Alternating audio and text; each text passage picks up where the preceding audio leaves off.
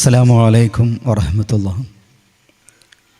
അൽഹംദുലില്ലാഹ് നഹ്മദുഹു വനസ്തഈനുഹു വനസ്തഗ്ഫിറുഹു വനുഅ്മിനു ബിഹി വനതവക്കലു അലൈഹി.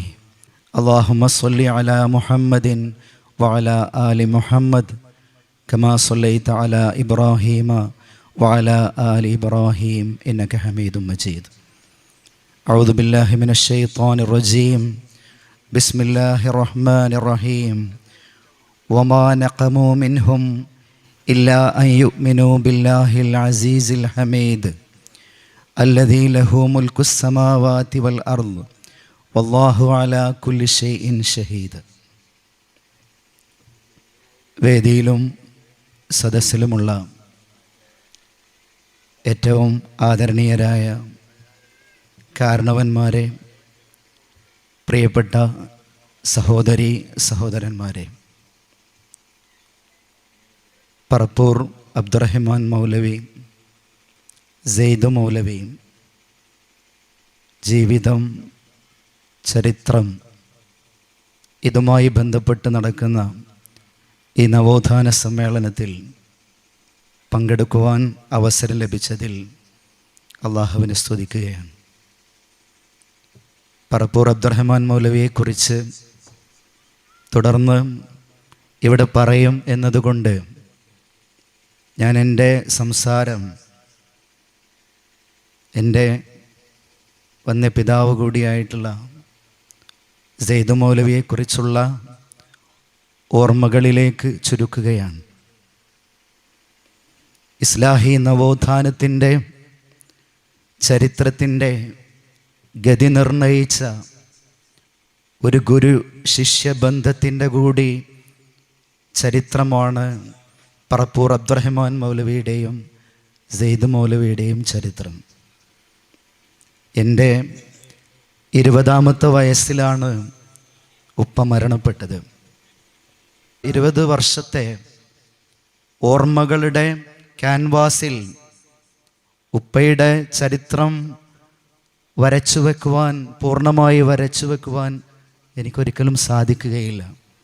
എൻ്റെ മുമ്പിൽ ഉപ്പയുടെ കൂടെ ജീവിച്ച, പ്രവർത്തിച്ച, അടുത്തറിഞ്ഞ ഒരുപാട് കാരണവന്മാരുണ്ട്. ഒരുപക്ഷേ ആ ചരിത്രമൊന്നും അറിയാത്ത പുതുതലമുറയിൽപ്പെട്ട കുട്ടികളുമുണ്ട്. എല്ലാവർക്കും വേണ്ടി ആ ഓർമ്മകളിലൂടെ ഒരു ചെറിയ യാത്രയാണ് ഞാൻ ആഗ്രഹിക്കുന്നത്.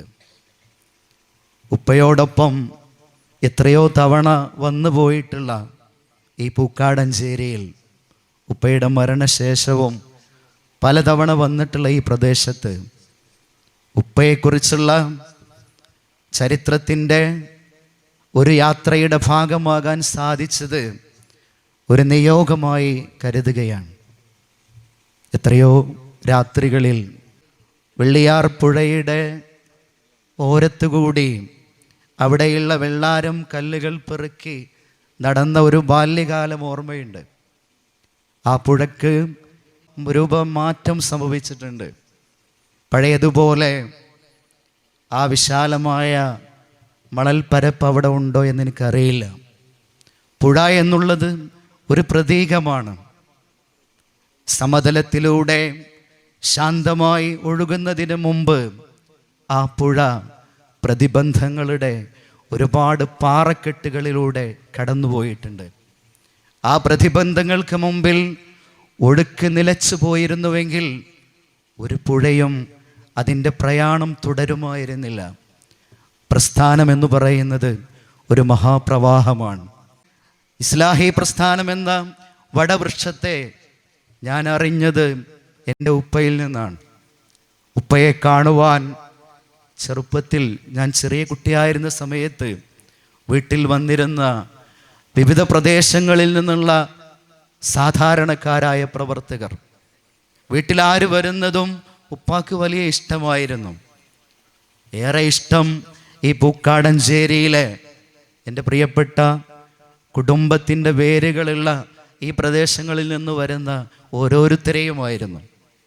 അങ്ങനെ വരുന്ന ആളുകൾ ഉപ്പയുടെ അടുത്ത് ചാരുകസേരയോട് ചേർന്ന് ഇരിക്കും. അവർക്ക് പറയുവാനുള്ളത് മുജാഹിദായതിൻ്റെ പേരിൽ അവരവരുടെ പ്രദേശങ്ങളിൽ അനുഭവിക്കുന്ന ഒറ്റപ്പെടലിനെ കുറിച്ചാണ്, കുടുംബത്തിലുള്ള ബഹിഷ്കരണങ്ങളെക്കുറിച്ചാണ്, അവരെ സമൂഹം ഒറ്റപ്പെടുത്തിയതിനെ കുറിച്ചാണ്. എല്ലാം കേട്ടതിന് ശേഷം അവരോട് ഉപ്പ ഓതിക്കൊടുക്കുന്ന ഒരു ഖുർആൻ വാക്യമാണ് ഞാൻ ആമുഖമായി ഓതിക്കേൾപ്പിച്ചത്.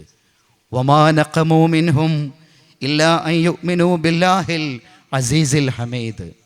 സൂറത്തുൽ ബുറൂജിലെ 8-ാമത്തെ വാക്യം. പ്രതാപശാലിയും സ്തുത്യർഹനുമായ പടച്ച തമ്പുരാനിൽ വിശ്വസിച്ചു എന്നതല്ലാത്ത ഒരു കുറ്റവും ഒരു ആരോപണവും അവർക്കെതിരെ ഉണ്ടായിരുന്നില്ല. അല്ലദീ ലഹു മുൽക്കുസ് സമാവാതി വൽ അർള് വല്ലാഹു അലാ കുല്ലി ഷൈഇൻ ഷഹീദ്. ആകാശഭൂമികളുടെ ആധിപത്യം അവനാകുന്നു, അവനെല്ലാത്തിനും സാക്ഷിയാകുന്നു. ഇത് ഉപ്പ മറുപടി പറഞ്ഞു കൊടുക്കുമ്പോൾ അവർക്ക് അവരുടെ മനസ്സിൽ വല്ലാത്ത ആശ്വാസമാകും. കാരണം ഈ പറഞ്ഞത് ഉപ്പയുടെ ജീവിതമാണ് എന്നുള്ളത് അവർക്കറിയാം. ഒരു 2 വർഷം മുമ്പ് നമ്മുടെ ഒരു ക്യാമ്പയിൻ്റെ ഭാഗമായി ബുദ്ധിയുടെ മതം മാനവതയുടെ ജീവൻ എന്നുള്ള ക്യാമ്പയിൻ്റെ ഭാഗമായി നമ്മുടെ ചരിത്ര പുരുഷന്മാരെ കുറിച്ചുള്ള ഒരു ഡോക്യുമെൻ്ററി തയ്യാറാക്കുവാൻ നിർദ്ദേശിക്കപ്പെട്ടിരുന്നു. പ്രിയപ്പെട്ട MT മനാഫ് മാഷോടൊപ്പം ജാബിർ അമാനിയോടൊപ്പം ആ ഡോക്യുമെൻ്ററിയിൽ ഉപ്പയുടെ മർഹൂം സെയ്ദ് മൗലവിയുടെ ചരിത്രവുമായി ബന്ധപ്പെട്ട് ഡോക്യുമെൻ്ററി തയ്യാറാക്കുന്നതിനുള്ള ചുമതല എനിക്കായിരുന്നു. ഞാൻ ആ ഡോക്യുമെൻ്ററിക്ക് വേണ്ടി നമ്മുടെ ഇന്നത്തെ ജില്ലാ പഞ്ചായത്ത് മെമ്പറും ഞങ്ങളുടെ നാട്ടുകാരനുമായ ബഷീർ രണ്ടത്താണി രചിച്ച സെയ്ദ് മൗലവി തൗഹീദിന് വേണ്ടി ഒരു ധന്യജീവിതം എന്നുള്ള ആ പുസ്തകത്തിലൂടെ പലതവണ കടന്നുപോയി. ഞാൻ മുമ്പ് വായിച്ചതാണ്, പക്ഷേ ഒരു ഡോക്യുമെൻ്ററിക്ക് വേണ്ടി ആ പുസ്തകം ഒരിക്കൽ കൂടി വായിച്ചപ്പോൾ ആ ഡോക്യുമെൻ്ററിയുടെ സ്ക്രിപ്റ്റ് എനിക്ക് എഴുതി പൂർത്തിയാക്കാൻ സാധിച്ചില്ല. പലപ്പോഴും തളർന്നുപോയി. ഉപ്പ കടന്നുപോയ ജീവിതത്തിൻ്റെ തീക്ഷണമായ യാഥാർത്ഥ്യങ്ങൾ അത് വായിക്കുവാൻ പോലുമുള്ള അർഹതയും യോഗ്യതയും എനിക്കും ഈ തലമുറക്കുമുണ്ടോ എന്ന് ഞാൻ പലപ്പോഴും സങ്കടപ്പെട്ടു പോയിട്ടുണ്ട്. ആ ഡോക്യുമെൻ്ററിയുടെ ചാനലിൽ വന്നതിന് ശേഷം കോഴിക്കോടുള്ള ഒരു കച്ചവടക്കാരനായിട്ടുള്ള സുഹൃത്ത്, ബിസിനസ്സുകാരനായിട്ടുള്ള വാരിഷ് എന്ന് പറയുന്ന ഒരു സുഹൃത്ത് എന്നെ വിളിച്ച് എന്നോട് പറഞ്ഞു, വാപ്പ എപ്പോഴും പറയാറുള്ള ഒരു പേരാണ് സെയ്ദ് മൗലവി. നിങ്ങളുടെ ആ ഡോക്യുമെൻ്ററി കണ്ടപ്പോഴാണ് എന്തുകൊണ്ടാണ് ഉപ്പ എത്രയധികം ഓർത്തത് എന്ന് എനിക്ക് ബോധ്യമായത് എന്ന്. പ്രിയപ്പെട്ടവരെ, 1913 ഡിസംബർ 5 ഈ പൂക്കാടഞ്ചേരിയിലാണ് ഉപ്പയുടെ ജനനം. ഈ മഹലിലായിരുന്നു. ഉപ്പയുടെ ജ്യേഷ്ഠൻ സെയ്താലും മൊല്ലാക്ക അദ്ദേഹം നടത്തിയിരുന്ന ഒരു ദർസിലാണ് ഉപ്പ പ്രാഥമിക പഠനം നടത്തിയത്. ആ കാലഘട്ടത്തിൽ അന്ന് നിലനിന്നിരുന്ന എല്ലാ ഖുറാഫാത്തുകളും ഉപ്പയുടെ തന്നെ വാക്കുകളിൽ പറഞ്ഞാൽ 15 വീടുകളിൽ ജുസ് ഓത്തും, എല്ലാ തിങ്കളും വെള്ളി ദിവസങ്ങളിലും മാല മൗലിദ് പാരായണവും, എല്ലാ മാസവും 17 ഓരോ വീട്ടുകാർക്കും വേണ്ടി ബദരിയത്ത് പാടുകയും ചെയ്തിരുന്ന ഒരു ഭൂതകാലം ഉപ്പാക്കുണ്ടായിരുന്നു. അങ്ങനെയാണ് പിന്നീട് 1925 കാലഘട്ടത്തിൽ നമ്മുടെ പ്രദേശങ്ങളിൽ നേരത്തെ ബഹുമാന്യനായ CP സൂചിപ്പിച്ചതുപോലെ ഐക്യസംഘത്തിൻ്റെ ആഗമനമുണ്ടാകുന്നത്. ആ ഐക്യസംഘം ഈ പൂക്കാടഞ്ചേരിയിലും പരിസര പ്രദേശങ്ങളിലും വരരുതേ എന്നതിൻ്റെ പേരിൽ നമ്മുടെ മഹല്ലുകളിൽ നാരിയ സ്വലാത്ത് സംഘടിപ്പിച്ചപ്പോൾ അതിന് ആമീൻ ചൊല്ലുവാനും പ്രാർത്ഥനയ്ക്കും നേതൃത്വം നൽകിയത് അവരുടെ കൂട്ടത്തിൽ ഉപ്പ ഉണ്ടായിരുന്നു. പിന്നീടാണ് ചരിത്രത്തിലെ ഇസ്ലാഹി പ്രബോധന ചരിത്രത്തിലെ വിപ്ലവകരമായ ഒരു പരിവർത്തനത്തിൻ്റെ തുടക്കം ഇവിടെ കുറിക്കുന്നത്. അതാണ് പറപ്പൂർ അബ്ദുറഹിമാൻ മൗലവി. അദ്ദേഹത്തെ ഇവിടെ പരാമർശിക്കും. പറപ്പൂർ അബ്ദുറഹിമാൻ മൗലവി എന്ന് പറയുന്ന മഹാമനീഷി, അദ്ദേഹത്തെ ഈ പ്രദേശത്തുള്ള കാരണവന്മാർ ഈ മഹലിലേക്ക് ഖത്തീബായി കൊണ്ടുവരുന്നത് ഐക്യസംഘം ഇങ്ങോട്ട് കടന്നു വരാതിരിക്കാനാണ്. അബ്ദുറഹ്മാൻ മൗലവിയെ സമീപിച്ചുകൊണ്ട് ഇവിടെയുള്ള കാരണവന്മാർ, മരിച്ചുപോയ നമ്മുടെ മുൻ തലമുറയിൽപ്പെട്ട കാരണവന്മാർ പറഞ്ഞു, ഐക്യസംഘം എന്നിട്ടുള്ള ഒരു ഫിത്നക്കാർ നാട്ടിൽ വന്നിട്ടുണ്ട്. അതിന് അബ്ദുറഹ്മാൻ മൗലവി പറഞ്ഞ മറുപടി, അതൊന്നും ഇങ്ങോട്ട് വരില്ല, ഞാനിവിടെ ഉണ്ട്, അതൊന്നും ഇങ്ങോട്ട് വരില്ല എന്നാണ്. അബ്ദുറഹ്മാൻ മൗലവി ഇവിടെ വന്ന് തൊട്ടടുത്ത ദിവസം ഒരു വെള്ളിയാഴ്ചയായിരുന്നു. ആ വെള്ളിയാഴ്ച ജുമുഅ നമസ്കാരത്തിന് ശേഷം അദ്ദേഹം ആളുകളെ വിളിച്ചുകൂട്ടി. എന്നിട്ട് അദ്ദേഹം ആളുകളോട് പ്രസംഗിച്ചു, സഹോദരന്മാരെ, ഐക്യസംഘം എന്ന് പറയുന്ന ഒരു വിഭാഗം ഇവിടെ ചില ഫിത്നകളുമായി വന്നതായി പലരും പറഞ്ഞു കേൾക്കുന്നു. അവർ പറയുന്നത് ഖുർആനും ഹദീസും മാത്രമാണ് നമ്മൾ അവലംബമാക്കേണ്ടത്. ഹദീസിലും 8 റക്അത്തെ തറാവീഹുള്ളൂ എന്നാണ് അവർ പറയുന്നത്. എന്നാൽ ഞാൻ പറയുന്നു, ഹദീസിൽ സുബഹിക്ക് ഖുനൂത്ത് എന്ന് പറയുന്ന ഒരു സമ്പ്രദായമില്ല എന്ന്, അതുണ്ട് എന്ന് തെളിയിക്കാൻ ഞാൻ വെല്ലുവിളിക്കുന്നു. പറപ്പൂർ അബ്ദുറഹ്മാൻ മൗലവിയുടെ പ്രബോധനത്തിൻ്റെ ഒരു ശൈലിയാണ്. അദ്ദേഹം അവിടെ ഒരു ഐക്യസംഘത്തിൻ്റെ പണ്ഡിതനായോ പ്രഭാഷകനായോ ഒന്നുമല്ല. അവിടെ ജീവിച്ചിരുന്ന അവരുടെ കൂട്ടത്തിൽ ഒരാളായി അദ്ദേഹം ആ സമൂഹത്തെ പരിവർത്തിപ്പിക്കുകയായിരുന്നു. ആളുകൾക്ക് വലിയ തൃപ്തിയായി. ഐക്യസംഘത്തിൻ്റെ കണ്ട കോടാലിയായി അബ്ദുറഹ്മാൻ മൗലവി ഇവിടെ ഉണ്ടല്ലോ എന്ന്. പിന്നീട് ആ അബ്ദുറഹ്മാൻ മൗലവി അദ്ദേഹത്തിൻ്റെ ശിഷ്യത്വത്തിലാണ് ഉപ്പയുടെ പഠനം. ഉപ്പയോട് അദ്ദേഹം ആദ്യം പറഞ്ഞത്, ഏതുവരെ പഠിച്ചു, ഏതൊക്കെ കിതാബുകൾ ഓതിയ കിതാബുകളുടെ പേരുകൾ ഉപ്പ പറഞ്ഞു കൊടുത്തു. മൗലവി പറഞ്ഞു, നമുക്ക് ഖുർആൻ ആദ്യം മുതൽ ഒന്നുകൂടി അർത്ഥസഹിതം ഒന്ന് പഠിച്ചു പോകണം. അങ്ങനെ ഖുർആനിൻ്റെ പഠനം തുടങ്ങി. സൂറത്തുൽ ഫാത്തിഹയിൽ ഇയ്യാക നഅ്ബുദു വ ഇയ്യാക നസ്തഈൻ എന്നുള്ള ആയത്ത്, നിന്നെ മാത്രം ഞങ്ങൾ ആരാധിക്കുന്നു, നിന്നോട് മാത്രം ഞങ്ങൾ സഹായം തേടുന്നു, അത് അബ്ദുറഹ്മാൻ മൗലവി വിശദീകരിച്ചു കൊടുത്തപ്പോൾ ഉപ്പാൻ്റെ മനസ്സിൽ വല്ലാത്ത ഒരു വെപ്രാളം രൂപപ്പെട്ടു. ആ മാറ്റത്തിൻ്റെ തുടർച്ചയായിരുന്നു. പിന്നീട് സൂറത്തുൽ ബഖറയാണ് പാരായണം, അതിൻ്റെ അർത്ഥസഹിതമുള്ള പഠനം തുടങ്ങിയത്. സൂറത്തുൽ ബഖറയിൽ ഫലാ തജ്അലൂ ലില്ലാഹി അന്ദാദൻ വഅൻതും തഅലമൂൻ, അറിഞ്ഞുകൊണ്ട് നിങ്ങൾ അള്ളാഹുവിന് സമന്മാരെ ഉണ്ടാക്കരുത് എന്നുള്ള ആ ഭാഗം വിശദീകരിച്ചു കൊടുത്തു പറപ്പൂർ അബ്ദുറഹ്മാൻ മൗലവി. ഉപ്പയുടെ മനസ്സിലേക്ക് തൗഹീദിൻ്റെ മാസ്മരികമായ ഒരു വെളിച്ചം കടന്നു വരികയാണ്. ഇസ്ലാഹി പ്രസ്ഥാനം, പ്രിയപ്പെട്ട സഹോദരങ്ങളെ, മാറ്റമുണ്ടാക്കിയത് ഇതുപോലെയുള്ള ഖുർആനിൻ്റെ, വിശുദ്ധ ഖുർആനിൻ്റെയും പ്രവാചകചര്യയുടെയും സന്ദേശങ്ങളിലൂടെയാണ്. അത് മുൻവിധികളില്ലാതെ കേൾക്കാൻ തയ്യാറായ ഒരു തലമുറക്കാണ് പരിവർത്തനമുണ്ടായത്. ഉപ്പ അന്ന് തീരുമാനിച്ചു, നേരത്തെ സൂചിപ്പിക്കപ്പെട്ടതുപോലെ 15 വീടുകളിൽ ജുസ്ഊത്ത് നടത്തിയിരുന്നത്, ആ വീടുകളിലൊക്കെ പോയി പറഞ്ഞു, ഞാനിനി ഇവിടെ ഒന്നും വരുന്നില്ല, ഇത് ഇസ്ലാമിൻ്റെ പ്രമാണങ്ങളിൽ പെട്ടതല്ല, ഇത് ദീന് പഠിപ്പിച്ചതല്ല, അതുകൊണ്ട് ഇനി കുടിയോത്തിനോ അതുപോലെ മാല മൗലിദുകൾ പാടുന്നതിനോ ഞാൻ വരുന്നതല്ല, നിങ്ങൾ അതൊക്കെ നിർത്തണമെന്ന്. സഹോദരങ്ങളെ, ഇതറിഞ്ഞപ്പോൾ അന്ന് ഉപ്പയുടെ പിതാവ് ഈ പ്രസ്ഥാനത്തിൻ്റെ ആദർശത്തിലേക്ക് വന്നിട്ടില്ല. ജ്യേഷ്ഠന്മാരാരും ഈ ആദർശത്തിലല്ല. അവർ ഒന്നിച്ച് വീട്ടിൽ നിന്ന് ബഹിഷ്കരിച്ചു. ഉപ്പയുടെ ഉപ്പ വല്ലിപ്പ ഉമ്മയോട് ശട്ടം കെട്ടി, മകന് ഭക്ഷണം കൊടുക്കരുത്, അവന് ഇശാ മഗ്രിബിൻ്റെ ഇടയിൽ വീട്ടിലിരുന്ന് മാല മൗലിദുകൾ ചെല്ലാൻ പറ്റുമെങ്കിൽ ഭക്ഷണം കൊടുത്താൽ മതി. ഉമ്മ, സ്നേഹനിധിയായ ഉപ്പയുടെ ഉമ്മ മോനോട് പറഞ്ഞു, ഉപ്പ വല്ലാത്ത കാർക്കശ്യത്തിലാണ്, എന്തെങ്കിലും ഒന്ന് കഴിക്കണ്ടേ? ഉപ്പ സമ്മതിച്ചില്ല. പട്ടിണി കിടന്നാലും വേണ്ടതില്ല, താൻ മനസ്സിലാക്കിയ ആദർശത്തിന് എതിരായി പ്രവർത്തിക്കാൻ സന്നദ്ധനല്ല എന്ന് ആ കൗമാരത്തിൽ ഉപ്പയുടെ തീരുമാനമായിരുന്നു. അന്ന് ഉപ്പ പട്ടിണി കിടക്കുന്നു എന്ന വിവരമറിഞ്ഞപ്പോൾ ഉപ്പാക്ക് ഭക്ഷണം പങ്കുവച്ചത് പറപ്പൂർ അബ്ദുറഹ്മാൻ മൗലവിയാണ്. അദ്ദേഹത്തിന് കൊണ്ടുവന്നിരുന്ന ഭക്ഷണപ്പൊതിയിൽ നിന്ന് ഉപ്പയെ വിളിച്ച് ഭക്ഷണം കൊടുക്കും.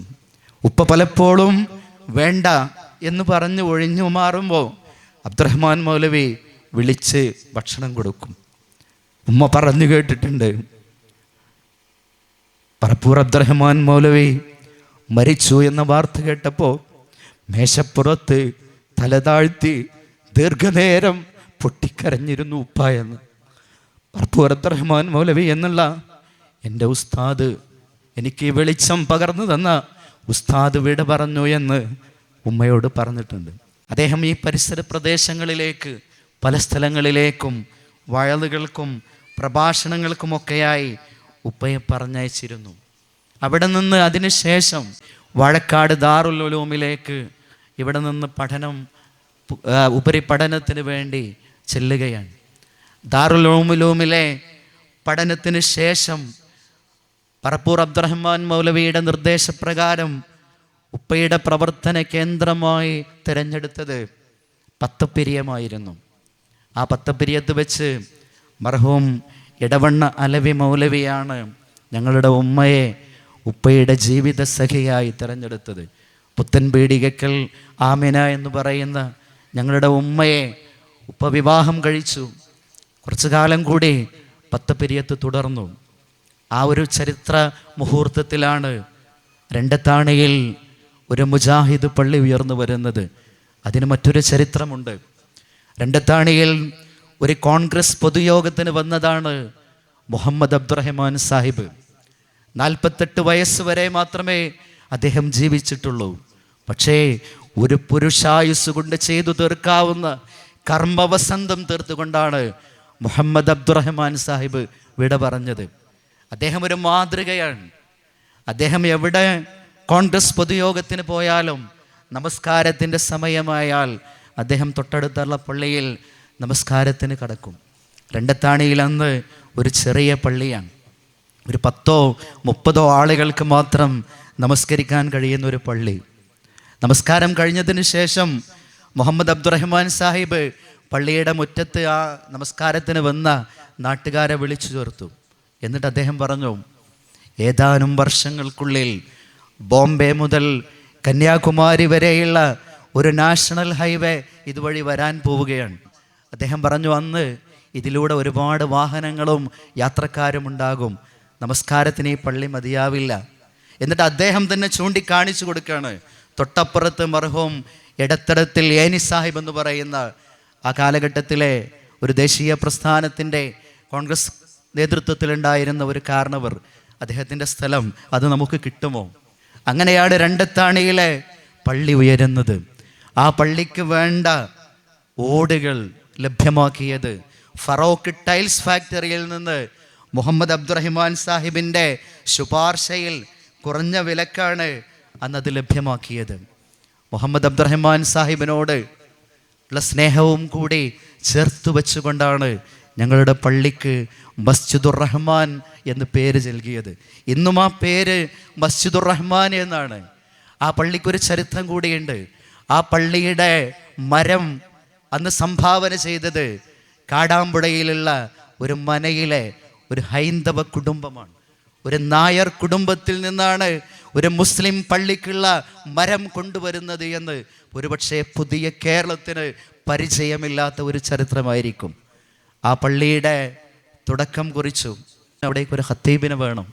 അങ്ങനെയാണ് മർഹൂം അലവി മൗലവിയെ സമീപിക്കുന്നത്. അലവി മൗലവിയോട് രണ്ടത്താണി പള്ളിയിലേക്കൊരു ഖത്തീബിനെ വേണമെന്ന് പറഞ്ഞപ്പോൾ അലവി മൗലവി പറഞ്ഞൊരു മറുപടിയുണ്ട്, കൊത്തിപ്പൊളിച്ചാൽ പൊളിയാത്ത ഒരു മുട്ടിയെ ഞാൻ നിങ്ങൾക്ക് തരാം. പറ്റാരെയുമായിരുന്നില്ല, സൈദു മൗലവി എന്ന എൻ്റെ ഉപ്പയായിരുന്നു. ഉപ്പ രണ്ടത്താണിയിൽ വന്നു. ഉപ്പയെക്കുറിച്ച് അന്ന് അലവി മൗലവി അങ്ങനെ പറയുവാൻ കാരണമുണ്ട്. ആദർശ വഴിയിൽ, തൗഹീദിൻ്റെ വഴിയിൽ ആരുടെ മുമ്പിലും ഒരു നിമിഷം പോലും തൻ്റെ ആദർശത്തെ പണയം വെക്കാത്ത അജയ്യമായ ആദർശബോധമുള്ള സൈദു മൗലവിയെ തന്നെ രണ്ടത്താണിയിലേക്ക് ഖത്തീബായി പറഞ്ഞയക്കുകയാണ്. രണ്ടത്താണിയിൽ വന്നപ്പോൾ പള്ളിയിലുള്ള കാരണവന്മാർ അദ്ദേഹത്തോട് എത്രയാണ് ശമ്പളം വേണ്ടത് എന്ന് ഉപ്പയോട് ചോദിച്ചു. ഉപ്പ പറഞ്ഞ മറുപടി, എനിക്ക് പല കൈത്തൊഴിലുകളും അറിയാം, ശമ്പളം എനിക്ക് പ്രശ്നമല്ല, എനിക്ക് നിങ്ങൾ അനുവദിക്കേണ്ടത് വിശുദ്ധ ഖുർആനിൻ്റെയും സുന്നത്തിൻ്റെയും അടിസ്ഥാനത്തിൽ ഞാൻ സത്യമാണ് എന്ന് മനസ്സിലാക്കിയത് പറയാനുള്ള ഒരു സ്വാതന്ത്ര്യമാണ്.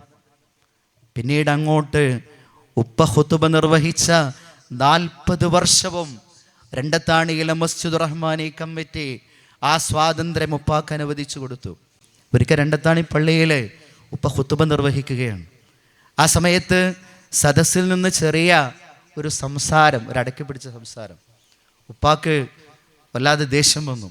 ഉപ്പ ഖുതുബ നിർത്തിയിട്ട്, സാധാരണ ഖുതുബക്കിടയിൽ ആരെങ്കിലും സംസാരിക്കണമെങ്കിൽ ഉപ്പ ഖുതുബ നിർത്തിയിട്ട് കുറച്ച് കർക്കശമായി പറയും. ആരെങ്കിലും ജുമുഅക്ക് വന്നിട്ട് സുന്നത്ത് നമസ്കരിക്കാതെ അവിടെ ഇരുന്നാൽ ആ ആളെ ചൂണ്ടിയിട്ട് അവനോട് ചിലപ്പോൾ പേരെടുത്ത് എഴുന്നേറ്റ് നമസ്കരിക്കാൻ പറയും. ഉപ്പയായതുകൊണ്ട് രണ്ടത്താണിയുള്ള ഒരാൾക്കും അത് പ്രശ്നം ഉണ്ടായിരുന്നില്ല. എന്തൊരു പക്ഷേ അങ്ങനെ ഒരു ഖത്തീബിന് പറയാൻ സാധിക്കുമോ എന്ന് എനിക്ക് അറിഞ്ഞുകൂടാ. ഇവർ സംസാരിക്കുന്നുണ്ടപ്പോൾ ഉപദേശത്തോടു കൂടി പറഞ്ഞു, ആരാണ് അവിടെ സംസാരിക്കുന്നത് എന്ന്. സംസാരം നിന്നു. ഖുതുബ കഴിഞ്ഞതിന് ശേഷം അന്നത്തെ പള്ളിയുടെ സാരഥികളായിരുന്ന മഹല്ല് ഭാരവാഹികൾ ഉപ്പയുടെ അടുത്ത് വന്നിട്ട് പറഞ്ഞു, മൗലവി 3 മാസമായില്ലേ മൗലവിക്ക് ശമ്പളം തന്നിട്ട്, ഞങ്ങൾ അതിനെക്കുറിച്ച് ചർച്ച ചെയ്യുകയായിരുന്നു. ഉപ്പ പറഞ്ഞു, ഞാൻ നിങ്ങളോട് പറഞ്ഞിട്ടില്ലേ, എനിക്ക് ശമ്പളം എത്രയാണ് എന്നുള്ളത് പ്രശ്നമല്ല, എനിക്ക് പല കൈത്തൊഴിലുകളും അറിയാം, ഞാൻ അത് ചെയ്ത് ജീവിച്ചു കൊള്ളാം. നിങ്ങൾ ഖുതുബൻ്റെ ഇടയിൽ സംസാരിച്ചാൽ നിങ്ങളുടെ ജുമുഅയാണ് നഷ്ടപ്പെടുക എന്നുള്ളത്. സഹോദരങ്ങളെ, ഞാൻ ആ ചരിത്രത്തിൻ്റെ ദീർഘമായ കഥകളിലേക്ക് പോകുന്നില്ല. എനിക്ക് ശേഷം ഇവിടെ പ്രഭാഷകരുണ്ട്. ഉപ്പയുടെ ജീവചരിത്രത്തിൽ എടുത്തു പറയാവുന്ന 1-2 സംഭവങ്ങൾ കൂടി പറഞ്ഞ് ഞാൻ അവസാനിപ്പിക്കാം. നേരത്തെ ബഹുമാന്യനായ CP ഉമർ സുല്ലമി സൂചിപ്പിച്ച സംഭവം. അതിനു മുമ്പ് കുഴിപ്പുറത്ത് CP ഉമർ സുല്ലമിയുടെ നേതൃത്വത്തിലാണ് കുഴിപ്പുറത്ത് ഇസ്ലാഹി പ്രസ്ഥാനത്തിന് തുടക്കം കുറിച്ചത്. ഖുർആൻ പഠന ക്ലാസ്സുകളിലൂടെയായിരുന്നു അന്ന് അവിടെ പ്രസ്ഥാനം രൂപപ്പെട്ടത്. അങ്ങനെ പിന്നീട് ആ കുഴിപ്പുറത്ത് മൗലവി തന്നെയാണ്, CP തന്നെയാണ് ഉപ്പയെ അവിടെ ഒരു വാളിന് ക്ഷണിച്ചു കൊണ്ടുപോകുന്നത്. 3 ദിവസത്തെ പ്രഭാഷണമാണ് നിശ്ചയിച്ചിരുന്നത്. പ്രസംഗം തുടങ്ങി, ഉപ്പയുടെ പ്രസംഗം തുടങ്ങി. കുറച്ചങ്ങോട്ട് മുന്നോട്ട് പോയപ്പോൾ താഹൂത്തുമായി വജിത്തനിബു താഹൂത്ത് എന്നുള്ള ആ ഭാഗം വിശദീകരിച്ചപ്പോൾ അത് പറയുന്ന സമയത്ത് കുറച്ച് ആളുകൾ വന്നിട്ട് മുഹയ്യദ്ദീൻ ഷെയ്ഖ് എന്നാൽ താഹൂത്താണോ എന്ന് ചോദിച്ചുകൊണ്ട് വേദിയിലേക്ക് ഇരച്ചു കയറുകയാണ്. പിന്നീട് അവിടെ ബഹളമയമാവുകയാണ്. ആ സമയത്ത് ഒരു നാട്ടുപ്രമാണി എന്ന് തോന്നിക്കുന്ന ഒരാൾ ഉപ്പയെ വിളിച്ചുകൊണ്ട് പറഞ്ഞു, മൗലവി ഇങ്ങോട്ട് വരേ, അവിടെ നിൽക്കല്ലേ, അവിടെ നിന്നിട്ട് വരേ എന്ന് പറഞ്ഞുകൊണ്ട് മൗലവിയെ രക്ഷിക്കാനെന്ന വ്യാജേന കൊണ്ടുപോയത് തൊട്ടപ്പുറത്തെ ഒരു മരത്തിൻ്റെ ചുവട്ടിലേക്കാണ്. ഇരുട്ടാണ്. അദ്ദേഹത്തിൻ്റെ കയ്യിലുണ്ടായിരുന്ന മുളവടി കൊണ്ട് ഉപ്പയെ ആഞ്ഞടിച്ചു. പിന്നീട് ആ ഇരുട്ടത്ത് എവിടെ നിന്നൊക്കെയോ ആരുടെയൊക്കെയോ കൈകളിൽ നിന്ന് അടികൾ തുരുതുരാ ഉപ്പയുടെ ദേഹത്ത് വന്ന് പതിച്ചു. കുറച്ച് കഴിഞ്ഞപ്പോൾ സംഘാടകർ ഉപ്പാനെ കാണാതായപ്പോൾ എല്ലാവരും കൂടി തെരഞ്ഞ് ഉപ്പയെ കണ്ടെത്തി. അങ്ങനെ ഒരു 10 മിനിറ്റ് കൂടി ആംപ്ലിഫയറും ഇതൊക്കെ അടിച്ച് തകർത്തിട്ടുണ്ട്. ആ പ്രസംഗം അവിടെ തുടർന്നു. എന്നിട്ട് അതിന് ശേഷം വീട്ടിലേക്ക് തിരിച്ചു കൊണ്ടുപോയി. പിറ്റേ ദിവസം കോട്ടയ്ക്കൽ പോലീസ് സ്റ്റേഷനിലെ സബ് ഇൻസ്പെക്ടർ വീട്ടിൽ വന്നു. എന്നിട്ട് ഉപ്പയോട് പറഞ്ഞു, ഇത് കേസാക്കണം, താങ്കളുടെ മൊഴിയെടുക്കണം, ആരൊക്കെയാണ് അടിച്ചത് എന്നുള്ള പേരൊന്ന് പറയണം. പറഞ്ഞു, എനിക്ക് ആരെ അറിയില്ല. SI തന്നെ ഉപ്പാക്ക് ചില ആളുകളുടെ പേരുകൾ പറഞ്ഞു കൊടുത്തു. ഇത് നിങ്ങളെ മൊഴിയായിട്ട് നിങ്ങൾ മതി, ഈ ഇന്ന ആളുകളൊക്കെയാണ് നിങ്ങളെ മർദ്ദിച്ചത് എന്ന്. അതിന് ഉപ്പ പറഞ്ഞ മറുപടി, ഞാൻ കുഴിപ്പുറത്തുകാരനല്ല, എനിക്കവിടെയുള്ള ഒരാളെയും അറിയില്ല, അറിയാത്ത ഒരാളെ അറിയുമെന്ന് ഞാൻ കളവ് പറയില്ല എന്നാണ്. ആ ചരിത്രത്തിൻ്റെ മറ്റൊരാവർത്തനം തന്നെയാണ് നേരത്തെ സൂചിപ്പിച്ച പൊന്നാനിയിലുണ്ടായത്. പൊന്നാനിയിലെ ചരിത്രത്തെക്കുറിച്ച് ഞാൻ കൂടുതൽ പറയുന്നില്ല. നിങ്ങൾ എത്രയോ വേദികളിൽ എത്രയോ തവണ കേട്ടതാണ്. 1973 ഉപ്പ പൊന്നാനിയിൽ പ്രസംഗിക്കുവാൻ വേണ്ടി പോയത്. ഉപ്പ പ്രസംഗിച്ച ആ സ്ഥലം എന്നും പൊന്നാനിയിലുണ്ട്. ഏതാനും മാസങ്ങൾക്ക് മുമ്പ് ആ സ്ഥലത്ത് ഞാനൊന്ന് പോയി. ആ ഷട്ടർ പോലും ഇന്നും അവിടെ ആ ചരിത്ര സ്മാരകമായിട്ട് ഒരു മാറ്റവും വന്നിട്ടില്ല, അവിടെ നിലനിൽക്കുന്നുണ്ട്. അതിൻ്റെ തൊട്ടപ്പുറത്താണ് ഓവുചാല്. അവിടെ നിന്ന് ആ സന്ദർഭത്തിലാണ് ഈ KM ബിച്ചിബാവ എന്ന് പറയുന്ന അന്നത്തെ MLA-യും CPM നേതാവുമായിരുന്ന അദ്ദേഹം വരുന്നത്. ആ ചരിത്രം മൗലവിയോട് പറഞ്ഞു. ആ ചരിത്രത്തിലെ ഉമ്മ പറഞ്ഞ ഒരു കഥ കൂടി, ഒരു ചരിത്രത്തിൻ്റെ ഒരു ബാക്കി കൂടി പറഞ്ഞ് ഞാൻ ആ ഭാഗം വിടാം. 2 മണിയോടുകൂടിയാണ് ഉപ്പ അന്ന് വീട്ടിലെത്തിയത്. ഉപ്പയുടെ ശരീരത്തിൽ ധരിച്ചിരുന്ന വസ്ത്രത്തിൽ രക്തമുണ്ടായിരുന്നു. അതുപോലെ തന്നെ ചെളിയും അഴുക്കുമൊക്കെ പുരണ്ടിയിരുന്നു, പല ഭാഗത്തും കീറിയിരുന്നു. അത് ഉമ്മ കാണരുത് എന്നതുകൊണ്ട് ഉപ്പ തന്നെ അത് കഴുകി അതിലുള്ള രക്തമൊക്കെ കളഞ്ഞ് ഞങ്ങളുടെ കൊച്ചു വീടിൻ്റെ, ഓലമേഞ്ഞ കൊച്ചു വീടിൻ്റെ ഇറയത്ത് വെച്ചു. എന്നിട്ട് ഒരു അവിടെ ഉണ്ടായിരുന്ന ഒരു വസ്ത്രം ധരിച്ചുകൊണ്ടാണ് ഉമ്മയെ വിളിച്ചത്. ഉമ്മ വാതിൽ തുറന്നപ്പോൾ ഉപ്പ ചോദിച്ചു, എന്തെങ്കിലും കഴിക്കാൻ എന്തെങ്കിലും ഉണ്ടോ? 2 മണിക്കാണ്. ഉമ്മ ചോദിച്ചു, നിങ്ങളെ ക്ഷണിച്ചു കൊണ്ടുപോയ പൊന്നാനിക്കാർക്ക് നിങ്ങൾക്കൊരു ഭക്ഷണം വാങ്ങിത്തരാൻ കഴിയില്ലേ? ഉപ്പ അതിനൊന്നും പറഞ്ഞില്ല. ഉപ്പ പറഞ്ഞു, ഭക്ഷണമൊക്കെ അവർ റെഡിയാക്കിയിരുന്നു, എനിക്ക് പെട്ടെന്ന് പോരേണ്ടത് കൊണ്ട് പെട്ടെന്ന് പോന്നതാണ്. അപ്പോൾ ഉമ്മ ചോദിച്ചു, നിങ്ങൾ 3 ദിവസത്തെ വയലിനല്ലേ പോയത്, 1-ാം ദിവസം തന്നെ തിരിച്ചു പോര്? വീണ്ടും വീണ്ടും കുത്തി ചോദിച്ചപ്പോൾ ഉപ്പ കാണിച്ചു കൊടുത്തു ഇറയിൽ ഉപ്പ ചുരുട്ടി വെച്ചിട്ടുള്ള ആ വസ്ത്രം. സഹോദരങ്ങളെ, ഇത് കഥകളല്ല. ഒരുപക്ഷെ ഞാനും നിങ്ങളും അനുഭവിക്കേണ്ടി വന്നിട്ടില്ല ഒരു ചരിത്രവും ഒരു യാഥാർത്ഥ്യവുമായിട്ടും ഇതിന് തുലനവുമില്ല. നമ്മുടെ ഇസ്ലാഹി പണ്ഡിതന്മാർ, മുൻകാല പണ്ഡിതന്മാർ, സലഫുസാലിഹീങ്ങൾ, ആ ചരിത്രത്തിൻ്റെ ഇങ്ങേ തലക്കൽ കടന്നുപോയ എല്ലാവരും അനുഭവിച്ച, അവർ കടന്നുപോയ ജീവിത യാഥാർത്ഥ്യങ്ങളാണ്. ഉപ്പയെക്കുറിച്ച് KM ബിച്ചിബാവക്ക് വല്ലാത്തൊരു ആദരവുണ്ടായിരുന്നു. രണ്ടത്താണിക്കാരായ അന്ന് മന്ത്രിയായിരുന്ന MLA കൂടിയൊക്കെ ആയിരുന്ന ബിച്ചിബാവയുടെ അടുത്ത് പോയാലും ഉപ്പയെക്കുറിച്ച് അന്വേഷിക്കും, സുഖവിവരങ്ങൾ അന്വേഷിക്കും. അന്തമാനിലേക്ക് അദ്ദേഹം യാത്ര പോയപ്പോൾ അന്തമാനിലുള്ള ഞങ്ങളുടെ കുടുംബക്കാരെ കണ്ടപ്പോൾ അവരോടൊക്കെ ഉപ്പയുടെ വിഷയങ്ങൾ ചോദിച്ചു. എന്നാൽ ഉപ്പ ഒരിക്കൽ പോലും മന്ത്രിയും MLA-യുമായിരുന്ന KM ബിച്ചിബാവയെ എന്തെങ്കിലും ഒരാവശ്യത്തിന് വേണ്ടി നേരിൽ കാണാൻ ആ ബന്ധം ഉപയോഗപ്പെടുത്തുകയോ ശ്രമിക്കുകയോ ചെയ്തിട്ടില്ല. അത് ഉപ്പയുടെ ഒരു നിലപാടായിരുന്നു. ഞാൻ സൂചിപ്പിച്ചത്, ആ ചരിത്രത്തിൽ ഇനിയും ഒരുപാട് ത്യാഗത്തിൻ്റെ കഥകൾ നമ്മുടെ ഇസ്ലാഹി പണ്ഡിതന്മാരുടെ ചരിത്രങ്ങളിൽ നിന്ന് നമുക്ക് വായിച്ചെടുക്കുവാൻ സാധിക്കും. ഞാൻ ഒരൊറ്റ ഭാഗം കൂടി പറഞ്ഞ് അവസാനിപ്പിക്കാം. സമയം അവസാനിച്ചിട്ടുണ്ടെങ്കിൽ ഒന്ന് സൂചിപ്പിക്കണം. ഉപ്പയുടെ ജീവിതത്തിൽ നിന്ന് ഏറ്റവും പ്രചോദനാത്മകമായി ഞങ്ങൾക്കൊക്കെ മനസ്സിലാക്കിയിട്ടുള്ള ഒരു ഭാഗം എന്ന് പറയുന്നത് ഉപ്പയുടെ സർഗാത്മകതയായിരുന്നു. ഉപ്പയുടെ ഒരു പ്രധാനപ്പെട്ട ഒരു ജീവിത പാഠങ്ങളായി ഒരു 5 കാര്യങ്ങൾ മാത്രം സൂചിപ്പിച്ച് ഞാൻ അവസാനിപ്പിക്കുകയാണ്.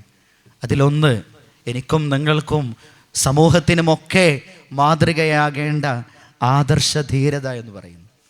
ഒരു സത്യം ബോധ്യപ്പെട്ടാൽ ആര് കൂടെ നിൽക്കുന്നു, എത്രയാളുടെ പിൻബലമുണ്ട്, എത്ര മഹല്ലുകൾ കൂടെ നിൽക്കുന്നു, എത്ര പ്രമാണിമാർ കൂടെ നിൽക്കുന്നു എന്ന് തോക്കുന്നിടത്ത് ഇസ്ലാഹി പ്രസ്ഥാനത്തിൻ്റെ അപജയം തുടങ്ങുകയാണ്, തൗഹീദിൻ്റെ അപജയം തുടങ്ങുകയാണ്.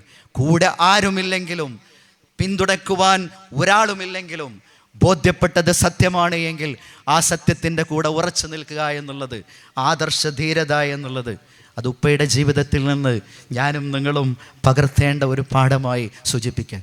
മറ്റൊന്ന്, പ്രബോധന രംഗത്തുണ്ടാകേണ്ട ആത്മാർത്ഥതയും ഗുണകാംക്ഷയും.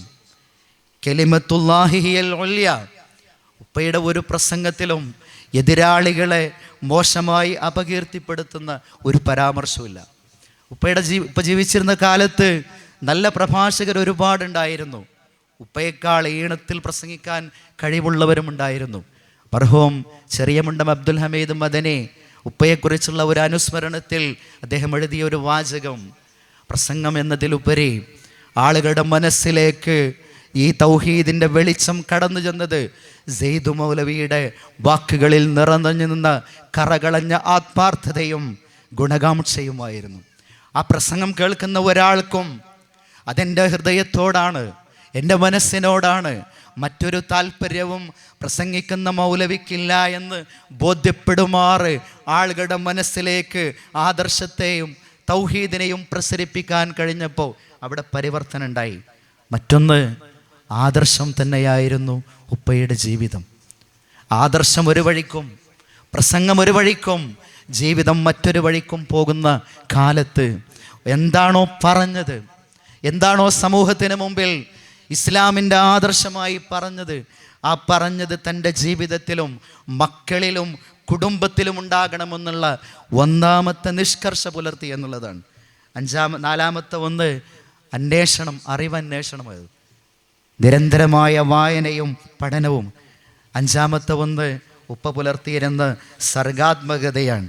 സർഗാത്മകതയുടെ ചെറിയ ചില ഉദാഹരണങ്ങൾ മാത്രം ഒന്ന് പറഞ്ഞുകൊണ്ട് അവസാനിപ്പിക്കാം. ആധുനിക മൗലൂദി എന്ന് പറയുന്ന ഒരു കൃതി ഒരുപക്ഷെ പഴയ തലമുറക്ക് നന്നായി അറിയാം. അതിലുള്ള ചേതാനും വരികളാണ്. അതിൽ ഇപ്പോൾ ഒരു കള്ളനോട്ടുകൾ എന്ന് പറയുന്ന ഒരു ഹാസ്യാവിഷ്കാരവും എഴുതിയിട്ടുണ്ട്.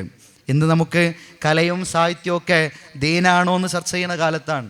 ഇപ്പോൾ ഒരുപാട് രചനകൾ നടത്തിയിട്ടുണ്ട്. ഹലാലും ഹറാമും നോക്കി നിന്നാലോ പട്ടിണി, ഇതാരാൻ്റെ ചോറും പൈസ നക്കാലോ തക്കിടി, എടോ ഷേഖ് തങ്ങന്മാരെ കൈകാല് മുത്തണം, ഇടക്കൊക്കെയും അൽഫാത്തിഹ ചീർന്നി കിട്ടണം, പിശാചോട് ജിൻഭൂതം, പിശാചോട് ജിൻഭൂതം ഒടിമാട്ട് മാരണം, ഹരം കണ്ട് പേടിച്ചൊക്കെ തടിവിട്ട് മാറണം. സാഹചര്യങ്ങൾ ഇങ്ങനെ ഇതൊക്കെ ചെയ്യുമ്പോണ്ടാകുന്ന ആ ഹരം കണ്ടിട്ട് ജിന്നും പിശാചൊക്കെ മാറണം എന്നുള്ള മാരണത്തെ, ആ മാരണത്തിലുള്ള വിശ്വാസത്തെ രൂക്ഷമായി വിമർശിച്ചുകൊണ്ട് ഉപ്പ എഴുതിയ വരികൾ. അതേപോലെ തന്നെ അന്തത്തലാവു ബൈനന എന്നുള്ള ആ മൗലിദിൻ്റെ ബൈത്തിൽ, പുരുഷനല്ലയോ പള്ളികൾ പെണ്ണ് കേറിയാൽ ചീത്തയായി പൂട്ടണം ആ പള്ളികൾ, മുണ്ട് മാറ്റി വരുന്നു ഞാൻ, വെള്ളം നൂലുമുറുക്കുകൾ വാങ്ങുവാൻ വരൂ നല്ലതാം, ഒറ്റക്കാകണ നേരമിൽ മാറിൽ മന്ദിരി ചൂതുവാൻ, പിന്നെ ഞമ്മളെ വയലിനും പെണ്ണുങ്ങൾ അത് കേൾക്കണം, തൗബ ചൊല്ലിക്കൊടുക്കുവാൻ ചുറ്റും കാതില വെട്ടുവാൻ, പെണ്ണ് പള്ളിയിലെത്തണം നേർച്ച കാശ് കൊടുക്കുവാൻ. പെണ്ണുങ്ങൾ പള്ളിയിൽ പോകുന്നത് ഇത്തരത്തിലുള്ള കാര്യങ്ങൾക്കൊക്കെയാണ് എന്നുള്ളത്. ഇങ്ങനെ ഒരുപാട് വരികളുണ്ട്. ആ വരികളിലൂടെ കടന്നു പോകുകയാണെങ്കിൽ കുറേ സമയം ദീർഘിക്കുമെന്ന് എനിക്കറിയാം. ഇപ്പോൾ തന്നെ കുറച്ചധികം സമയമെടുത്തു, ക്ഷമ ചോദിക്കുന്നു. ഉപ്പയെക്കുറിച്ച് എത്ര പറഞ്ഞാലും എത്ര ചേർത്ത് വച്ചാലും ഉപ്പയുടെ ജീവിതത്തിൻ്റെ അടുത്തെത്താനുള്ള ഒരർഹത പോലും എൻ്റെ വാക്കുകൾക്കില്ല എന്നറിയാം. പ്രാർത്ഥിക്കുക. ഉപ്പ മരണപ്പെടുന്നതിൻ്റെ തൊട്ട് ഏതാനും മണിക്കൂറുകൾ മുമ്പ് ബഹുമാന്യനായ CP ഇവിടെ സദസ്സിലുണ്ട്. അദ്ദേഹത്തിന് ഓർമ്മ ഉണ്ടോ എന്ന് അറിയില്ല. CP ഉപ്പയുടെ അടുത്ത് ചെന്നു. ഉപ്പ ക്യാൻസർ ബാധിച്ചിട്ടാണ് മരിച്ചത്. ഏതാണ്ട് 2-3 മാസത്തോളം ആ രോഗാവസ്ഥയിലായിരുന്നു. നിത്യസന്ദർശകനായിരുന്നു. എനിക്കറിയാം, എൻ്റെ ചെറുപ്പത്തിൽ മൗലവി വരാത്ത ഒരു ദിവസം ഉണ്ടാവില്ല. ഏതെങ്കിലും ദീർഘസ്ഥല യാത്രയിലാണെങ്കിൽ രാത്രി അത് കഴിഞ്ഞിട്ട് വരാൻ പറ്റിയില്ലെങ്കിൽ സുബഹി കഴിഞ്ഞാൽ മൗലവി വീട്ടിലെത്തും, ഉപ്പാൻ്റെ അടുത്തിരിക്കും. അങ്ങനെ അവസാനം മരണപ്പെടുന്നതിൻ്റെ ഏതാനും മണിക്കൂറുകൾക്ക് മുമ്പ് ഉപ്പയുടെ അടുത്ത് വന്നിട്ട് ബഹുമാന്യനായ എൻ്റെ ഗുരുനാഥൻ ഉമർ സുല്ലമി ഉപ്പയോട് സൂറത്ത് ഫുസ്സിലത്തിലെ ഒരു ആയത്തിൻ്റെ ആദ്യ ഭാഗം ഓതിക്കൊടുത്തു. അതിങ്ങനെയാണ്: ഇന്നല്ലദീന ഖാലു റബ്ബുനല്ലാഹു സുമ്മസ്തഖാമു. എന്നിട്ട് ബാക്കി ഉപ്പാനോട് ഓതാൻ പറഞ്ഞു. അന്ന് ഉപ്പ ക്യാൻസറിൻ്റെ രോഗത്തിൻ്റെ കഠിനമായ പ്രയാസത്തിലാണ്, സംസാരിക്കാൻ കഴിയില്ല. മൗലവി ചൊല്ലിക്കൊടുത്ത ഓതിക്കൊടുത്ത ആയത്തിന് പൂർത്തീകരിച്ചു കൊണ്ട് ഉപ്പ ഓതി. അതിന് ഞാൻ ദൃസാക്ഷിയാണ്. അതിൻ്റെ അർത്ഥം മാത്രം സൂചിപ്പിക്കാം. ഇന്നല്ലദീന ഖാലു റബ്ബുനല്ലാഹ്, ഞങ്ങളുടെ രക്ഷിതാവ് അള്ളാഹുവാണ് എന്ന് പറയുകയും സുമ്മസ്തഖാമോ, പിന്നീട് വക്രതയില്ലാതെ നിഷ്കളങ്കമായി നേർക്കുനേരെ ജീവിക്കുകയും ചെയ്ത ആളുകൾ, തതനസ്സലു അലൈഹിമുൽ മലായിക, അവരുടെ മരണസമയത്ത് മലക്കുകൾ അവരുടെ അടുക്കിലേക്ക് ഇറങ്ങി വരും. അല്ലാ തഖാഫു വലാ തഹ്സനു, നിങ്ങൾ ദുഃഖിക്കേണ്ടതില്ല, നിങ്ങൾ ഭയപ്പെടേണ്ടതില്ല. വഅബ്ശിറൂ ബിൽ ജന്നത്തില്ലത്തി കുൻതും തുഅദൂൻ, നിങ്ങൾക്ക് സന്തോഷവാർത്ത അറിയിക്കപ്പെട്ടുന്ന, നിങ്ങൾക്ക് ഒരുക്കി വെച്ചിട്ടുള്ള സ്വർഗത്തെക്കുറിച്ച് സന്തോഷവാർത്ത നിങ്ങൾ അറിഞ്ഞുകൊള്ളുക എന്നുള്ളത്.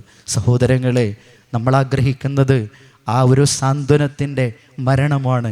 അത്തരം മരണത്തിന് വേണ്ടി ഈ ജീവിതത്തെ നമ്മളാൽ കഴിയുന്ന വിധം പ്രവർത്തിക്കുവാൻ ഈ ചരിത്രം, പറപ്പൂർ അബ്ദുറഹിമാൻ മൗലവിയുടെയും സെയ്ദ് മൗലവിയുടെയും ചരിത്രം എനിക്കും നിങ്ങൾക്കും പ്രചോദനമാകട്ടെ എന്ന് പ്രാർത്ഥിച്ചുകൊണ്ട് ഞാൻ അവസാനിപ്പിക്കുന്നു. വാഹിർ ദഅവാന അനിൽ ഹംദുലില്ലാഹി റബ്ബിൽ ആലമീൻ. അസ്സലാമു അലൈക്കും വറഹ്മത്തുള്ളാഹി.